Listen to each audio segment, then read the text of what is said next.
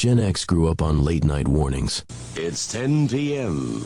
Do you know where your children are? Scared, straight. This is your brain. This is drugs. This is your brain on drugs. Any questions?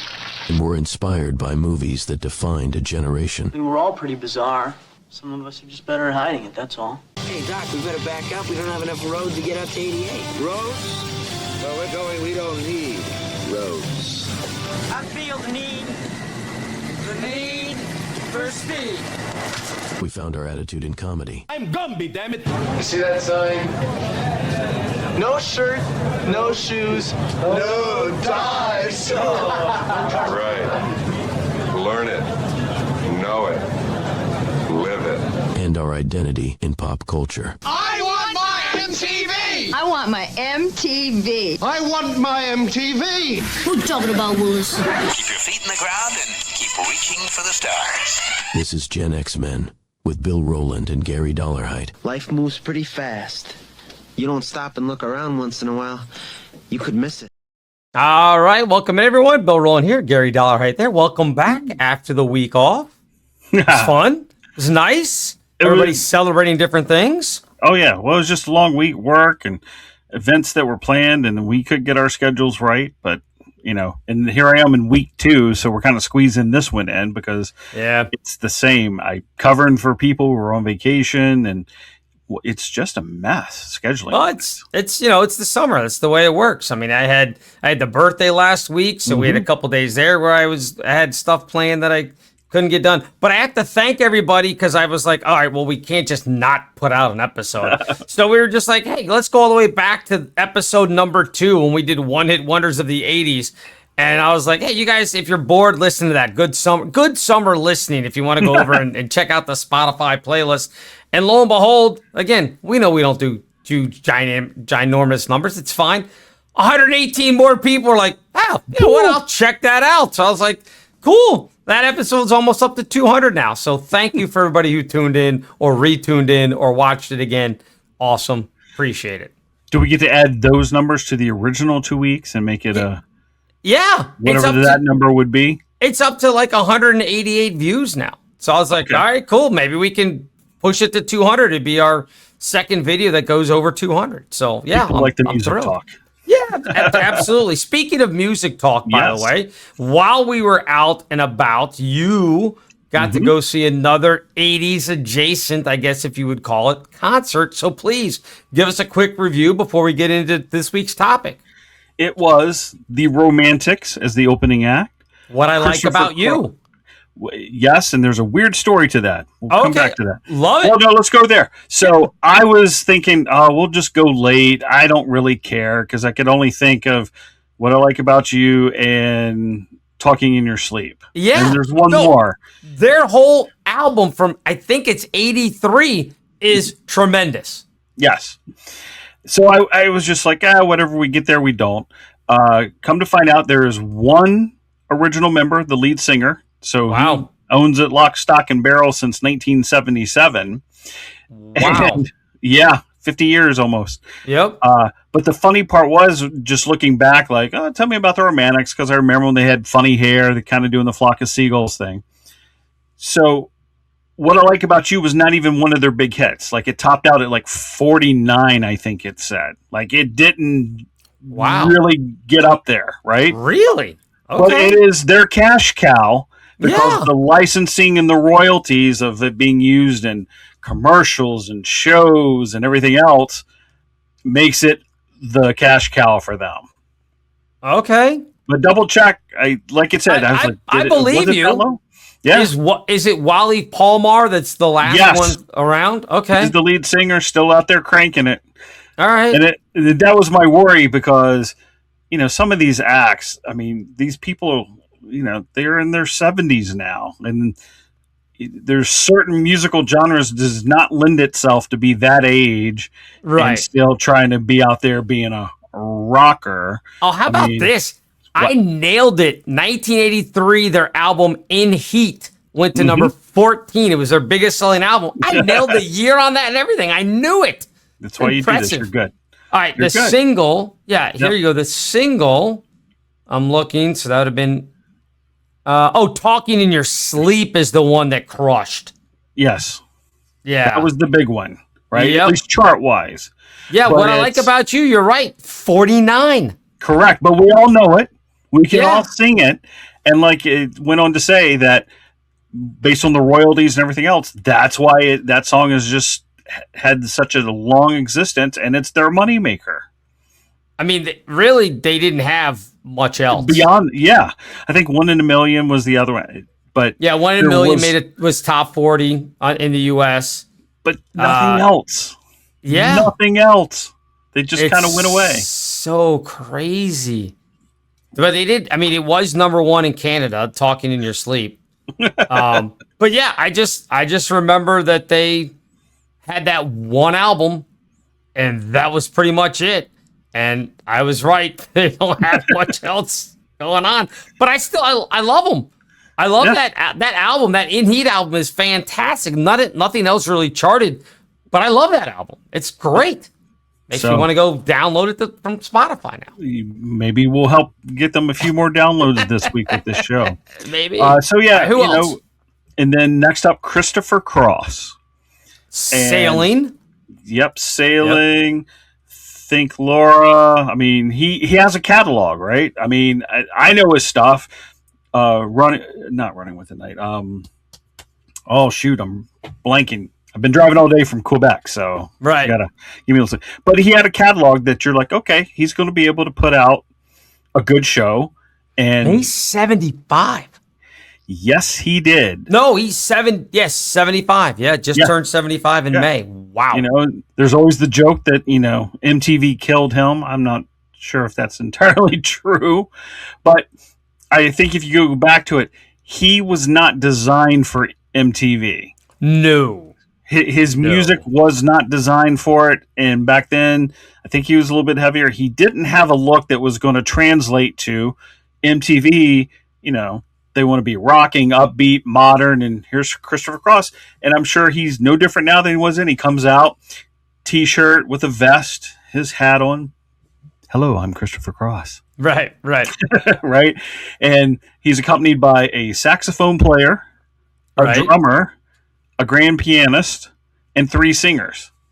And he just plays his music, and we're all singing it. He did it twice, but his finale, his encore, was Sailing, but it was just him, acoustic guitar, by himself on stage, and everyone singing with him. Of course. So, and for him, musically, obviously the music was good. Vocally, he's great. Like, nothing's changed. And I think he benefits from his music not having to strain, push, force, right? At his age, he's still singing the same stuff the same way. Yeah. I mean, if you look at it, he had 3 number 1 hits. Mm-hmm. And Sailing wasn't one of them. Ride Like the Wind. Ride Like the Wind. That was the one I was trying to think. Ride Like the Wind went to number 2. I take it back. Sailing was did have number 1. He had 2 number 1 hits. He had that and Arthur's Theme. Mm-hmm. Those are the only 2 that went to number 1. Sailing was number 1. Ride Like the Wind got to number 2. Arthur's Theme went to number 1. That's it for top 10 hits. And yet everybody goes, oh yeah, Christopher Cross, legend. Yeah. Okay. Well, I said Think Laura was a song he wrote for a friend, but that was because of General Hospital. And it didn't chart. It went to. I take it back. It went to number 9. It didn't chart. It didn't chart in the UK. Yeah. Okay. And then if you have it there, I think he hit the trifecta with the Grammys that one year as like best song, best album, or something. And he won like 3 or 4 Grammys. I don't have his Grammy stuff here. Okay. I'm looking. Hold on. Awards and nominations. Yeah, here we go. Grammys, Album of the Year, Record of the Year, Song of the Year, Best New Artist, all in 1980. Crushed. Yeah. And I think he's the last one since Billie Eilish that has done that. In 40-some years. Him and her. That was the gap of someone being able to pull that off. Yeah. So he I mean, like I said, it was a fantastic show. He just sang his songs, and they were done wonderful. Like I said, I think the backup singers are there to help, but probably also carry him a little bit, so he's not having to force so much through the choruses and everything to get through his show. But I mean, he didn't hobble out there. He walked out and was just very, "Hi, I'm Christopher Cross, and I wrote this song." And right, everybody claps, right? And he did his show, and it was great. All right, and then who was the last one? Toto. The studio musicians, Toto, Yes. right? Isn't that where they started from? Pretty much all of them, yes. And there's been different incarnations. What's his name? Steve Lukather. I think he's like the only original left, because one or two of the other originals, like one just died, the other one's in surgery. Again, Right, well, we're dealing with 70-year-old men. This is what's going to happen. Exactly. Their other lead singer right now, Joseph Williams, well-known fact, is the son of famed composer John Williams. Oh, so okay, musically inclined. And for those with kids, he did. Is it Madagascar? Probably. What is that song? So he's the voice of whatever animal when it's singing. Oh, Hakuna Matata or whatever. Is yes, that it? that's that the it? song. Okay. I missed that one with Tommy. Wrong age group. All right. So yeah, but I mean, they suffer from. They are fantastic instrumentalists. I mean, it is a given, even the old guys and new guys. The catalog is sort of there, but they kind of went down the road that always say, "Oh, why'd you do that?" And you get we haven't played this one in 30 years. And you're like, there's a reason. It's like, oh, thank you for sharing that with us. And that particular song went on, and drum solo, guitar solo. And it was just like, we don't even know the words. We can't help you and have fun with us. But otherwise, and again, their grand finale is Africa. And they bring out Christopher Cross and just the one guy from the Romantics to kind of have a big group sing at the end. And obviously the place is just going nuts and everyone's having a good time with that. So it was a beautiful evening and, another great 80s night. I am unfortunately going to miss this week's 80s night. Okay. Coming up tomorrow night is Shonen Knife, Toad the Wet Sprocket, and there it is. Men at Work. Oh, I would like the headliner. I would like that. Colin Hay, right? Men at Work, Yes. lead singer. Yep. Yeah. So I like his solo stuff too. I was hoping for that one, but I have to work. I'll have to look for it on down here. Maybe they'll. But be it was here still at some kind of point. an odd mixture in the group. I didn't look it up to figure out, was the Wet Sprocket Toad from Australia too? I don't know if they are. And then Shonen Knife, I remember the name. I couldn't tell you what they sing at all. I don't know them at all. But somehow they registered to get an opening gig on this tour. Yeah, I'll be honest with you. Maybe I would recognize a song. Like I've heard the name because it's an interesting name, but I couldn't tell you one note that they even play. Yeah, Toad the Wet Sprocket originally from Santa Barbara. Oh, so all right. So I was trying to figure out the connection because there is a little bit of time difference and from 80s to more of the 90s and style, but okay, and maybe that's the whole setup of the gig of, well, we know a bunch of 80s people will come see Men at Work, and I thought next level with the 90s Toad the Wet Sprocket, they'll come. I know Colin Hay is still around. Yes. But I feel like, didn't one of the members, at least one from Men at Work, they're completely broken up, right? It's just Colin Hay with a bunch of guys, right? Well, Colin owns the name as far as I know. Yeah, that's what I'm saying. That's the whole business side. Who owns the actual name? And who gets the tour? All right, here it is. In 1984, Spicer and Reese, so Jerry Spicer and John Reese, were asked to leave the band, leaving Hay, Ham, and Streichert as a trio, accompanied by session musicians. During the quarter of Two Hearts album, Streichert decided to leave. Soon after the 85 release of Two Hearts, Ham left also, leaving Hay as the sole band member. So that's what you win. The name was retired in 86, and then they brought the name back. And then, unfortunately, Greg Ham died in April of 2012. And Colin Hay in 2019 brought back Men at Work and beginning touring with a new lineup. So, yeah, he's the only guy left. Yeah. That's where you want to be, like him and the guy from the Romantics. If you're the last one, Great. Royalties, everything's on you, and you're just hiring studio musicians to fill slots, and you own it. That's pretty incredible. It's the dirty Good side for of the him. music business. Yeah, I mean, good for him being able to do that. That's awesome. Yep. Oh, what was that? Was that you or me? May have been the dog. I don't know. No, I heard a beep, so it must have been just on my end. Okay. I don't know what it was. Anyway, all right. Well, good. That's a fun time. We'll have to continue. It was a good show. I mean, like I said, with these, I never go in thinking this is going to be wonderful, right? You just because you don't know. I mean, look at David Lee Roth right now. He just canceled the rest of his entire tour because everything said it's garbage. I don't know. I saw some video and would go think in my head, hey, if I'm trying to pull this off, I wouldn't be doing dumb stuff like that. But some people live in their own world, their own head. But so I don't expect much. So the Romantics, they were fine. Didn't overly excite me, even though the couple songs. Christopher Cross. Play the 3 hits and get off. Yeah, that's pretty much it.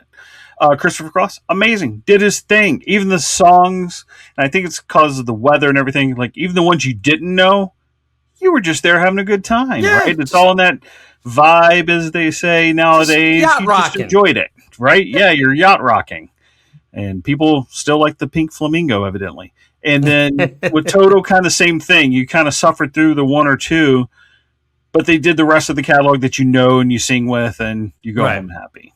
Right. They sing Rosanna, they sing Africa, everything's good. And Hold the Line and 99. Yeah. So there's enough there to keep you interested. Obviously, like I said, they have to dip in a couple, but okay.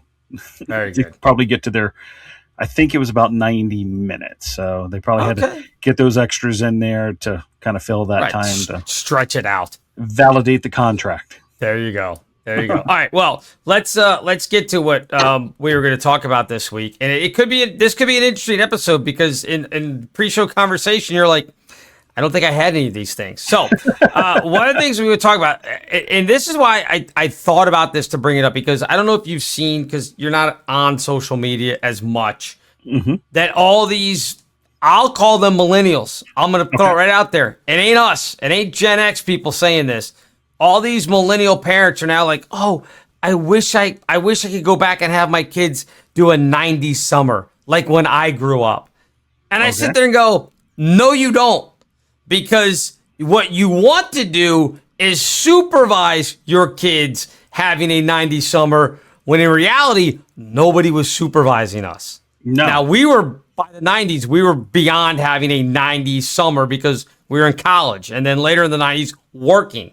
So we didn't have a 90s summer. You go back to the 80s summer? No, there's no way you as a parent would turn around and go, yeah, you know what? I think I would like it if my kid just left at 10 in the morning and I didn't hear from him or her until 6 o'clock or 7 o'clock at night. There's no chance people would want that these days. None. Correct. Yeah. Yeah. So, go ahead.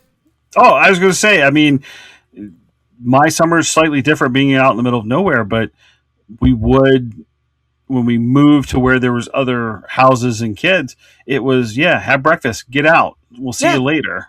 You better come home when I call you, but see you later. Yeah. And, we were just a pack of roaming boys and a few sisters going through the woods and houses that are being built and just left on our own vices. Exactly. And nobody would want that for their kids these days. Nobody. No. I mean, I would be fine with it, but I think most people would be like, I'm calling protective services on you. CPS would be called immediately. So no free ranging your kids. Yeah, exactly. Oh, by the way, little Easter egg before we get to the thing that I've got for you. First off, I have a new camera. If people have noticed, it's much clearer than before. But also, the reason I have it is because of this right here. I want you to take a look at that. The no-go team. That's right. If you're speaking Spanish, that is 6 feet tall and 6 feet wide, and that is in my my broadcasting room here. So That's nice. If you're a Mason fan, that's coming. Just know that that's out there. Is that for you to work from home, or are you dragging that around? No, I'm not dragging that around. Okay. No, that's gonna be behind me. But I didn't think that they would appreciate it being behind me during our podcast. So I moved it over there because I didn't want them to be like, hey, when you were talking about all these people being idiots, it's not a great look to have that right behind you as you do it. So anyway, I put together this whole, we're going to have a 90s summer and everything else, or I wish my kids were having an 80s summer. Well, no, you don't, because here's some of the toys that we had back in the day that there's no way. In fact, some of them are banned. And you're not allowed to have them now. So, without further ado, we have, Gary, the safety briefing that none of us got. Okay. For our toys. So, here we go. I did no particular order. I just threw a bunch of them together, and I figured we could talk our way through them. Do you remember clackers, Gary? I've heard. I never had it, but someone at school did and got it taken away from them. All right. And as it, how do you want to smack your ball? Yeah, why wouldn't you want to smack your balls, Gary? I mean, that just makes perfect sense. You see the little ring on the end of that string there? Yes. Yeah, that ring, you slid it over your finger, and then we'd hold on, and literally, that's what you did. You moved your hand up and down, and the balls would go clack, clack, clack, clack, clack, clack. But the problem was when they originally made these things, they would break. They would chip. Some of them were made out of wood originally. Oh, okay. So all of that, they ended up making them into this hard acrylic, which is great if you're just hanging around with yourself and you're bored, and that's what you did. You're like, I guess I'll get out my clackers and make some noise. And some of them were spelled with a K instead of a C at the front of it. But even more impressive, if you got really, really mad or you were playing with friends, there's nothing better than twirling the clackers above your head and then throwing them like almost like bolo. Yeah. That's the first thing that came to mind. Is like, it's a bolo. We can throw it at each other playing sports. Correct. Or you could throw them at squirrels in your yard and see if you can hit the squirrel with them. Yes, there are many things you can do with clackers, including trying to wrap them around your sibling's neck. Mm-hmm. Oh, that's always a fun one. All right, so that's I was worried there for a second that was like from an Adam and Eve catalog or something. I was like, no, it's nothing like that at all. No, I like where your head is, but no. All right, the next one. Oh, we all had one of these if you had a sister. Maybe your sister didn't. Did you have an easy bake oven? No, but very, very aware of them from other friends, younger siblings, and let's just make some cookies with the light bulb. It made zero sense. Like, if you're going to give, I mean, literally the caption that I put there, here's some cupcake batter, now don't burn it on the light bulb, literally is what you would do. For people who aren't familiar, that little box right there, I can't really point to it because it's just a picture, but the box there had a light bulb in it. Mm-hmm. And that's how you cooked. A high watt one. Yeah, it was. I think it was like a 120 maybe. I don't remember exactly which one it was. It wasn't a 60, I don't think. It's at least 100. Cook. Yeah. Oh, it would cook, and usually would cook the side closest to the light bulb a little bit more well done than the ones on the outer edge, but you still ate it. But again, I was talking to Carrie about it before, and I said, "Did you have one of these?" She's like, "Yeah." She's like, "It's not dangerous." I'm like, "Not dangerous. You're cooking with a light bulb. Like, how is that not? I mean, how is that not dangerous? Just reach in and get the cake out. Make sure you don't touch the light bulb, though." But see, that's the thing, though. It's no different than a crock pot. Crock pot was a little bit more safer because it's a light bulb. But the point of that was to teach, at the time, don't get mad, young women the early domestic duties. You're not wrong. They weren't cooking on the full-size stove. You didn't have to watch them, so they would cook on the light bulb. If they got a little singed fingers, well, that was then now you use oven mitts and be careful. You know, it's like pulling the TV down on your head. Like, he's only going to do it once. But that's right. Well, yeah, I mean, it was one of those things, like, if you were ever sitting there playing house or whatever, then, they'd be like, here, we're going to cook dinner. And then you'd have easy bake oven cookies or cupcakes or whatever it was. And that's how you did it. But again, dangerous. Just leaving you alone with hot items. Can't imagine anybody's actually using that today, but maybe. We'll see. All right. There might be a modern version of it out there. You think? It must be. But you know what? It ain't a light bulb anymore. I guarantee there's some sort of heating element. Yes. Much safer design, probably. Yeah. That's we went through that whole thing in the 70s where we had to clean up all the toys. That's why we're talking about this, where it was too dangerous. Can't have that. Can't have that. Can't have that. So, true. Like I said, there's probably a safer version out there now.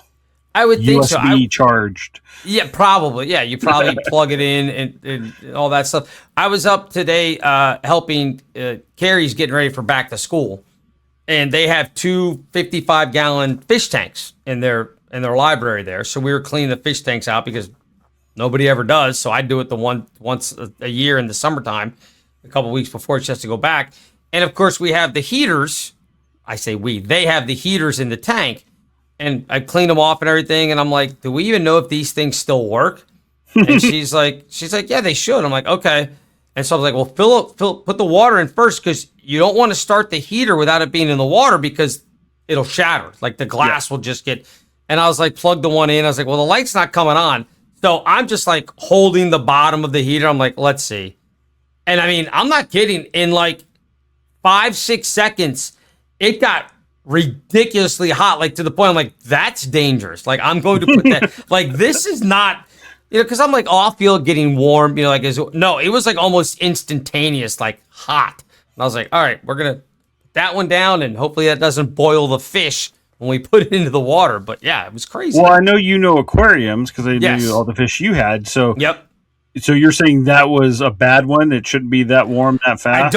I don't remember them. It may be because it was outside the water, which they tell you never plug those things in outside water because they will heat up so much that I've seen them shatter before with people that like were doing their fish tank and took all the water out, and then as they were putting stuff back in, plugged in their heater, and then we're filling the tank, and it didn't get, the water level didn't get up there, and all of a sudden it went, and you just saw glass shards into the water. So it can't happen. It's very dangerous, kids. Not as dangerous as the Easy Bake Oven, however.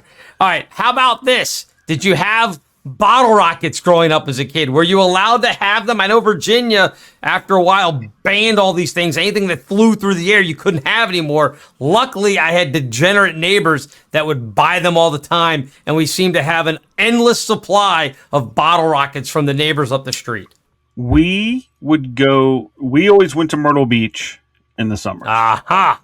Fireworks Central, right? Yes. They sell them, and so you would stock up and bring them home to be ready for a few instances before. But you're stocking up before 4th of July, depending on, because we usually went in August, so right, you get the discounts. So yeah, we had bottle rockets and M80s and firecrackers. So yes, I had that dangerous toy, not in the abundance that I would have wanted, because you had to be real special. Like, all right, this week we're going to take the M80 and put it in this glass bottle and see what happens. There you go. And then run. Yeah. So yeah, we had those. I didn't think of that in terms of toys when you brought up the subject, but bottle rockets are so much fun. See, we used to use them because, again, we had, I don't know if it was Myrtle Beach or Pennsylvania. Like, we would go to Pennsylvania, but my dad wouldn't stop that often to get fireworks for us. But we had a neighbor who would buy, I mean, I'm not kidding. If I said that he had packs of 1,000 of those things in their garage, they did. I mean, they had, it seemed like no matter what, you could go grab just a handful of bottle rockets. We would use them when we would play, like, and this is going to be really un-PC, when we play Cops and Robbers, or what's the other standby?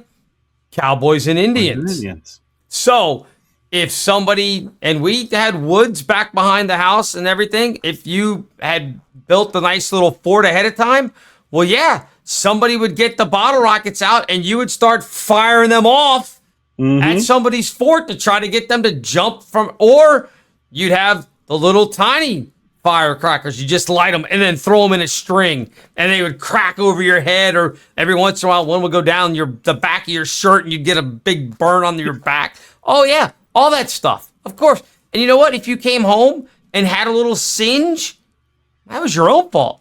No one cared. Just like, what were you guys doing? Playing in the woods. What's the thing on your back? Oh, I got hit with a bottle rocket. Okay, you guys should be careful with that stuff. Yeah, it happens. I mean, it's about what it was. My best bottle rocket story, I was 15. We were in Myrtle Beach. And at the time, there was an older hotel. You could rent their top, call it penthouse, but it wasn't that great because we're talking about the 80s. And still, it's a penthouse. Yeah. Well, it was an older hotel, but it allowed the extended family all got in one place. My Uncle Ralph, God bless him. Love Ralph. He comes walking in with arms full of bottle rockets, right? And no one really pays attention. No one, the rest of the straight-laced family said, wait a second, is that a good idea? Because Ralph just said, hey, everybody. Of course it's a good idea. It goes right out to the balcony. And it's the old metal loungers, so it's got the heavy vinyl straps. Yep. He just starts popping bottles right into those straps. In between the probably straps, 10 or 15 bottles, right? And now we just start loading up. And he's looking over the edge of the building because we are beachfront. So once you clear the building, it is beachfront. Over the beach. Yeah, you just did into the ocean with them. And so, it wasn't really the ocean, Bill. Okay. There's definitely some downward angle. Oh, okay. So he just starts lighting them off as fast as he can. And I'm just standing there, just watching these rockets straight out and then drop. And there's people on the beach, and they're running and going crazy. And Ralph is just like, woo, have some of that. Target practice. Love it. Yes. So it took long enough, but the Myrtle Beach police showed up, were not too happy about the situation. Yeah. And there was a stern talking to given to my uncle downstairs in a cruiser, but he did not go to jail. There's a big difference between now and then, because today, he'd been sent up the river, but that was just a stern talking to in the back of a cruiser of how we don't do these things in this town. We had, when I was probably 6 or 7, we went to our friend's house, out not in the neighborhood that I grew up in, but a neighborhood for people that are familiar with Northern Virginia, over in Wilton Woods was the neighborhood. And these family friends, it was a woman that my dad had gone to high school with. So we went to visit her and her husband, and they had 3 daughters. And the next door neighbors, and the daughters were all older than me, the next door neighbors had a couple of sons who, of course, like to flirt with the 3 daughters. So they get up on their roof with bottle rockets. We're all having a picnic in the backyard, and they start firing them off, like just, being nice, like above the tree line and everything, because both the houses backed up to woods, hence Wilton Woods. And then all of a sudden they thought, hey, wouldn't it be funny if we just fire a couple down into the picnic area? So they did. And of course, the guy that we were visiting was an old Navy. I forget what his rank was. I don't think he ever got to admiral, but he was pretty up there. I think he might have been a captain, maybe even further up. So he was kind of he was a nice guy, but he didn't put up with a lot of stuff. So the first one bounces off the tent and explodes, and he's just like, all right, guys, that's enough. And they fire one more off, and it lands. Gary, I'm not kidding. These guys could not have walked down and placed it any better than where it hit. Right in the strawberry jello, whatever, whipped cream thing. And it hit and exploded. Luckily, it didn't hit anybody, but no more dessert. There's jello over everything, over everywhere. Of course, I think this is the greatest thing that's ever happened in the world, because I'm sitting there like, that's unbelievable. These guys just blew up dessert. This is awesome. Nobody else thought it was funny, including their parents. And they got snatched off the roof of their house pretty quick. And that was the last we saw of them that day, that 4th of July. I'm not sure they were able to go out and see the fireworks like the rest of us did up at Lee District Park. But I still can see that in my mind. I can rerun that reel of that thing going, and then just nothing. I'm like, oh. And then all of a sudden it goes, and the whole thing goes up. It was fantastic. I had visions of the Navy guy like starting to ring a klaxon and start yelling, "Battle stations, we're returning fire." He should have. We should have started firing back at him. It would have been great. But I think he's probably a couple Budweisers into it and was like, "That's enough, guys." And they're just like, "Swoop," Have some of that. and it just exploded right in the Jello. It was unbelievable. All right, next up on our list. Oh, you love this. Shrinky Dinks. Did you have Shrinky Dinks? I did not, and still don't. You have no idea what a Shrinky Dink is. You baked them, right? And they filled out and made things. Yes. Hence these small children with their mom just staring blankly into an oven. Yeah. Here's what Shrinky Dinks were. You would get like a good size, like let's just say, I don't know, a duck, right? Yeah. And you would take colored pencils and you would decorate your duck or your basketball or whatever. You could make Shrinky Dinks out of anything. And then you'd fire up the oven. And then you'd cut around the little plastic that your Shrinky Dink was in to make the little shape. Or you could leave it round if you wanted to make like a little medallion necklace or whatever. Then you'd throw those fuckers in the oven for about 8 minutes at 350. And they would just literally, like the name says, shrink. Mm-hmm. And then you'd pull them out. What kind of art project should you be having for kids that involves an oven? Don't understand. Goes back to the Easy Bake Oven. Like, why? Like, well, again, we're teaching home ec skills, right? How to use the oven properly under supervision. There was also, and maybe you have it later, wasn't there other ones? This is what I thought it was. Okay. It came with these plastic or metal templates, and you drop the colored beads based in the, like, I want the wing to be blue, so I'm going to drop blue wings in. And so when you put it in the oven, the beads would melt and make like stained glass on the cheap, if you would. Oh, okay. Was that, trying to remember what that, I'm looking it up because I remember sort of what that was. I'm trying to think, was that, I'm looking here, I'm going back there. Was that the creepy crawlers? Is that what that was? There was that where you're actually making insects and stuff, but this was more like artistic where it's like round stained glass that might have a butterfly in it. Yeah, I believe you don't remember. I remember the creepy crawlers. I didn't have those, so I didn't put it on here. But that was the one where it would like you melted like hot rubber, right? And then poured it into the mold. Yes. Again, that makes no sense either. Like, go boil some water on the stove. It's got to be really hot, so make sure it's bubbling. And then mix this stuff in and then pour it into this mold. Try not to singe yourself. You'll be fine. Well, you may have it later. Do you have the chemistry set? I don't. So they were talking about some of those chemistry sets back then still had acid and all this. Like, you could do some serious stuff if you knew what you were doing and got your hands on it. But yeah, we'll just, here, chemistry set, 12-year-old, go have fun, right? And you're taking ammonia and nitrogen and building little homemade explosives.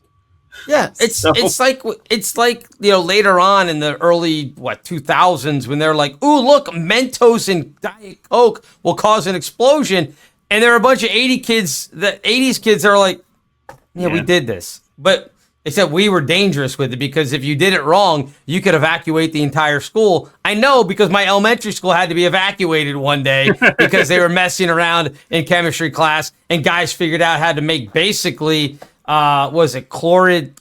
What is that? Chloroform?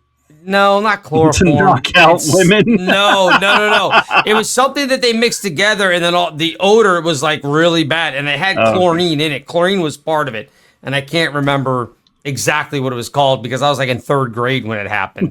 But I just remember like the fire trucks, and luckily the fire trucks were literally across the street, so they drove 100 feet. Parked instead of just running across the road, they got in their fire truck and drove it into the school parking lot 100 feet away. I always wondered, like, why? Like, you could have got here quicker if you just ran across the street. No, but they had to come in. We bring equipment. I know. That 1 in 1,000 chance something's really happening, we need the equipment. Yeah, so they evacuated all of us out to the playground on the other side away from everything, and we ended up, I think, we may have ended up going home early that day because they had to like air out the school from Then the yeah. toxic fumes or whatever it was. So I was like, yeah, at that point I was like, I don't need the chemistry set. I've seen it. It's fine. I don't need one. But yes, same theory. Same theory. All right, here we go. Next one up. Did you have this? Super elastic bubble plastic. No, but someone did. And I remember, I think there was commercials for it too. And if I remember, it smelled like airplane glue, right? For model glue? Okay. Yes. That's what I remember about that when I see it. Like, I remember that someone had it and it smelled like airplane glue. Yeah, Model pretty glue. much. I'm going to look up to see exactly what was in it. Okay. Let's see. More with the chemical high. Oh, well, I mean, it was. Yeah. Here's the thing. There was another thing also called balloonies. B''Loonies. It's like balloons, except balloonies. Balloonies. That is now still, I guess they've gone with the non-toxic chemicals. They figured out that this isn't a great idea to give kids a straw and put really toxic things on the end of the straw. I mean, look, let's be honest. When you first start blowing this thing, like in that picture there, it's a big round ball. When it first starts out, it looks like a crack pipe. It looks like you're making a crack pipe because it's just a small ball on the end of it. It's like, yeah, we're teaching the kids this. And of course, the smell from the chemicals and also you huffing it back in, yeah, you are going to get a contact high from the super elastic bubble plastic. So let's see. It had polyvinyl acetate, which is similar to material used in some glues. So there's your model glue, model airplane thing.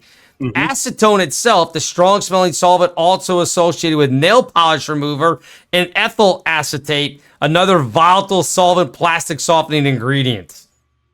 So there you go. What a time, right? Because remember, I mean, come on, what are we doing? there were chemists back then, so we knew these things. And someone took the time and effort, said, okay, hey, we're going to mix these chemicals together. And we're going to put some colorization in it and let these kids blow, suck through a straw, smell it. It's going to be fine. And a bunch of people in the boardroom said, that's what we're doing. Yeah. And then again, years later, they brought back not super elastic bubble plastic, but they brought back balloonies. And Canada went, yeah, you guys say this is safe?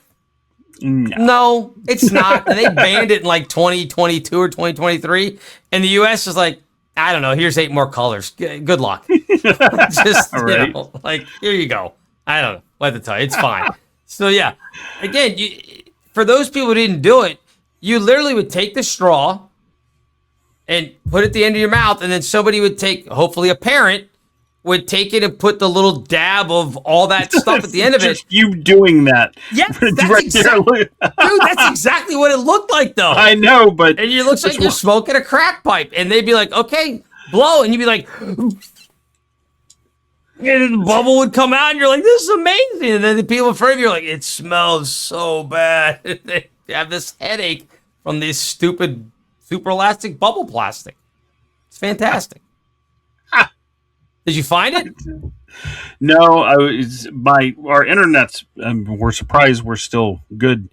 It's just in and out, and I was trying to look it up on my phone, and it just anyway, died on you. Yeah. No, it's buffering. Oh, okay. The laptop's good, but the phone is just like, oh, I'm thinking. Yeah. I'm thinking. Oh, that's about what happened when you did the super elastic bubble plastic. You just started buffering. That's about what it was, man. It was crazy. Buffering. It was crazy. All right, how about this? Did you have a wood burning craft set? No, I didn't. Oh. I did not. Yeah, right. I had a limited childhood. I'm starting to wonder. I may have to call mom and dad after this. Go, hold on here. Yeah. We just had a Dangerous Toys show, and I don't remember any of this. Other people had it, not me. What happened? See, I didn't have one of these wood burning sets because I didn't have any of the artistic stuff because I can't draw a straight line with a ruler. I can't do any of that stuff. So what good was it going to do them to give me a 350-degree heated up pen basically to carve into plywood? Like, there's no point on that because I'm just going to doodle and screw around.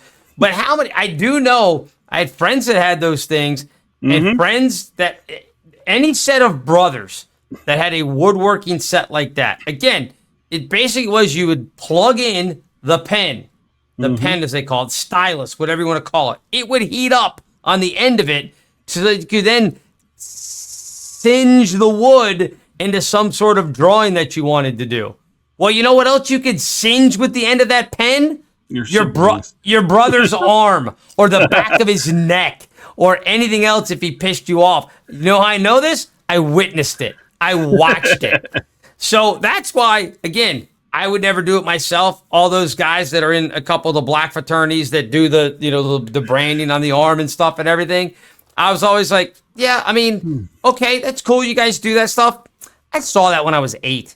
Like, everybody's like, oh, man, how could you do that? That looks so terrible. I'm like, my neighbors were like doing that. I have a buddy that's got a scar right down his arm that he'd scarred up because his brother was like, hey, I wonder what happened if I did this, and literally turned to him and just drew right down his forearm and singed him second-degree burns across his arm. It was wild. At least he didn't do it to his face. Well, that's fair. Fair. Yeah. But yeah, they had 3 brothers. 2 of them were older than me. One of them was younger than me, and it was constant of stuff going on at that house that you just would not want going on at your house. So, well, oddly enough, my parents were like, it's fine. You can go play with them. You're good. They're good.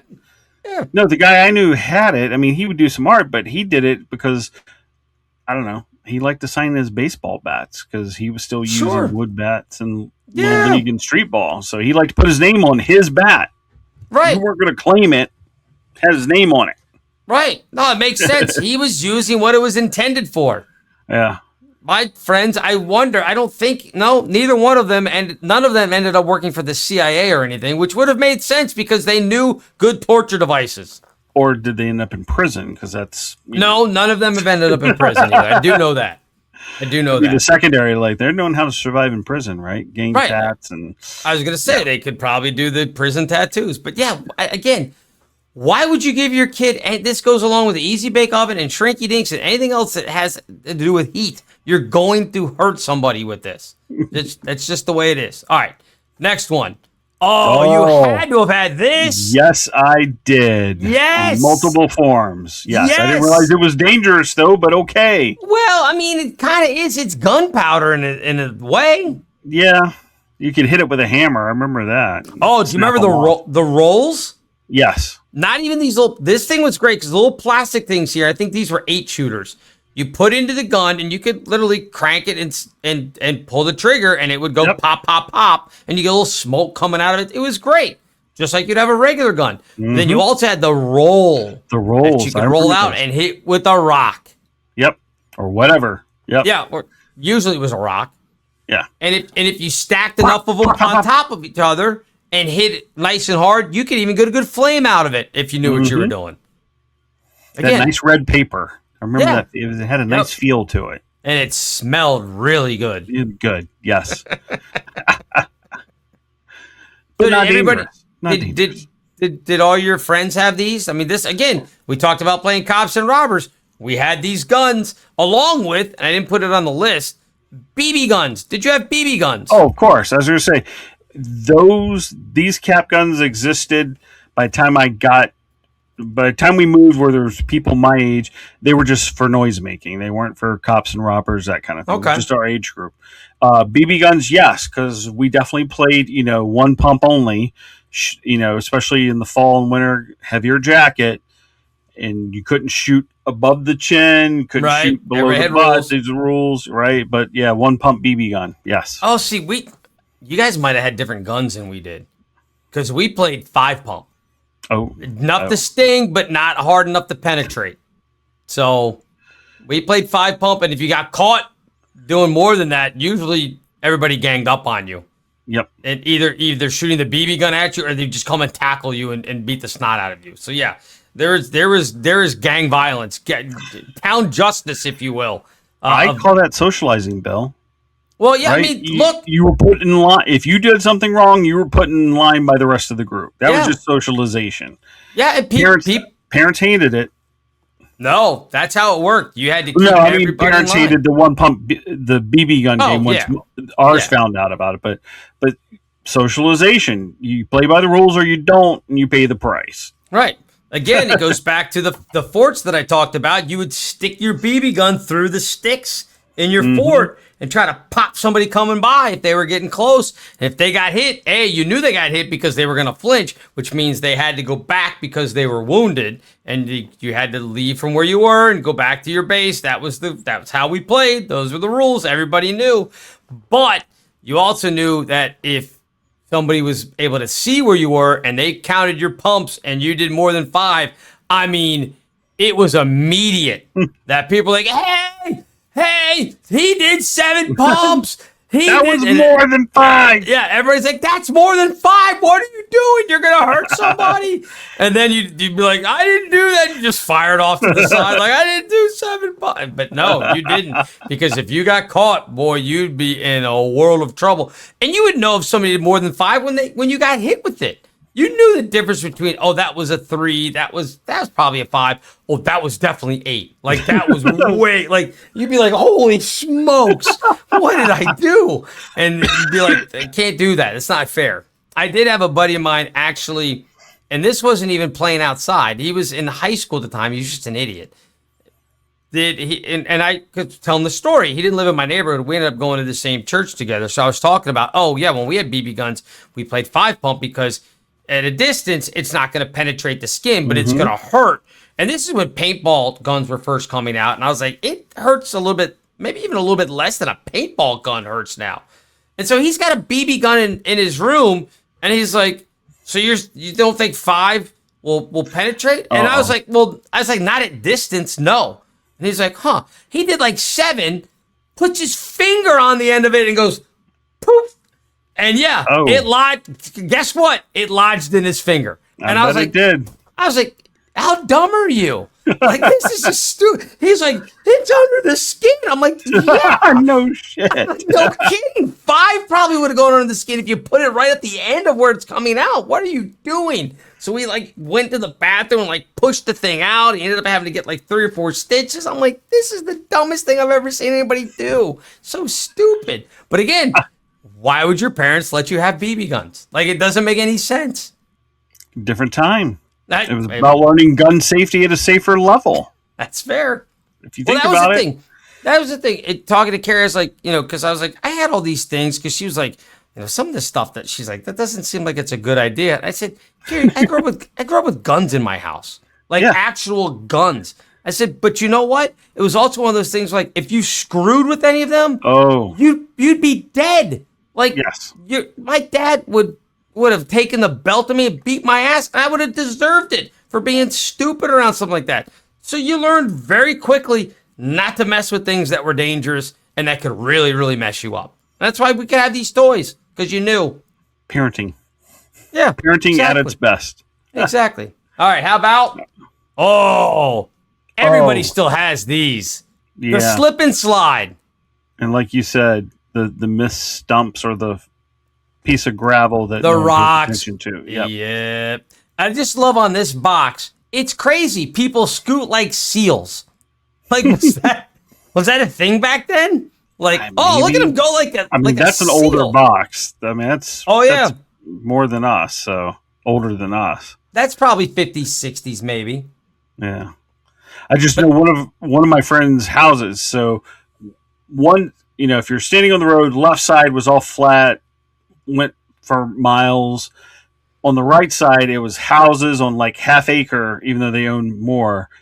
And then beyond that half acre, it was down to this ravine. So there was these 2 houses that some of the boys lived at. So wintertime, great sledding hill. Sure. Summertime, that's where the slip and slide went. But like we said, some people didn't pay attention where we're going to put down the slip and slide. Or, hey, I don't know, let's take 5 minutes and make sure the zone is clear. Nope, we're just going to throw it down and go at it. Yep. Yeah. Because I remember taking a rock in the face. Sure. Rock in the face. Right? You go down head first and there was a rock sticking up. It's like, what the? And leave a red mark. Didn't tear through skin or through the slip and slide, but it left a nice whelp on you where you dragged over it. Or if you're going down your butt and you had it in the wrong place, you'd really hit your coxswain bone there in the back, and you'd be bruised for a week.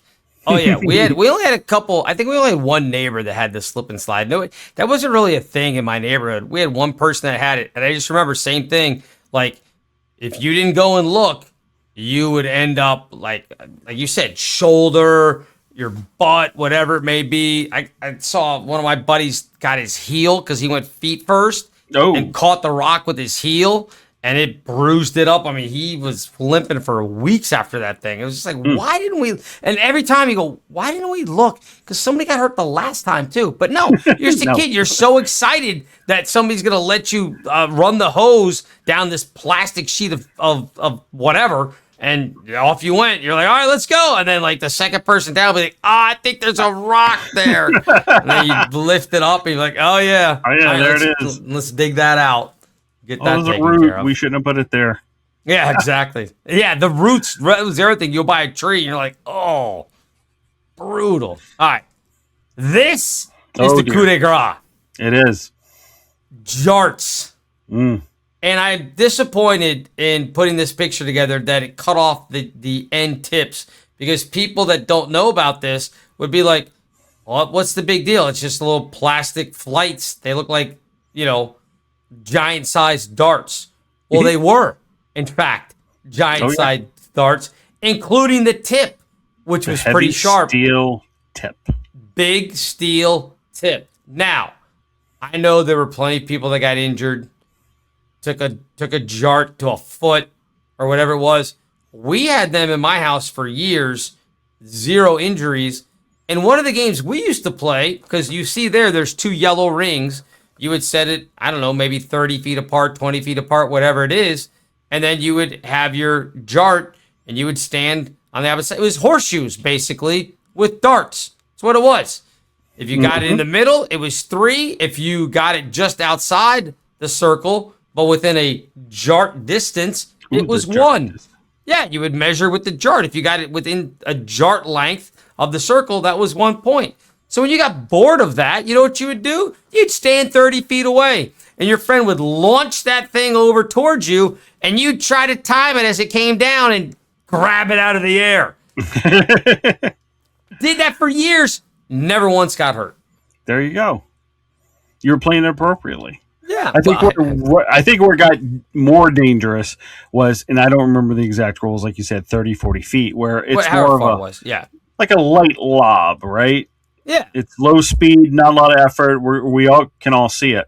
It probably got crazy when they said, okay, we're going to move this up to like 100 feet, and we're going to throw it up in the air as hard as we can toward the target with no control, because, if it was, your friend's sister threw it as like left-handed, right? It goes off and hits the house or gets someone in the head.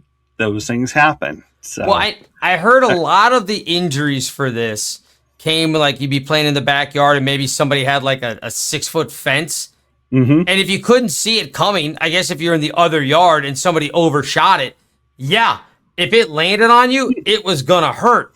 Yeah. I just don't know how, unless you just absolutely weren't paying attention, which I guess could happen if you're a little kid running around and the adults are playing. I just don't know how you would, how do you not see it coming down to not to avoid it, to go, oh, here comes a jart, I should move. Yeah. I just remember those ends being heavy, and if you're looking at the picture, that steel collar that you see there moved. So that was part of the momentum for the pitch. Because if you threw it up, that would then bring it to turn over, so it would go point down. Yeah. Because it was very hard to have the jart not stick in the ground.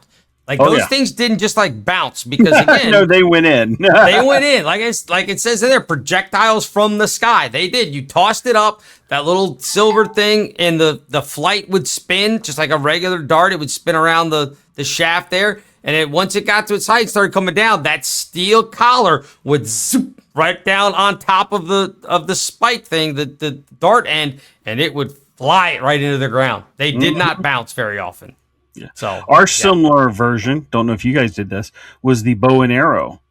Right? Sure.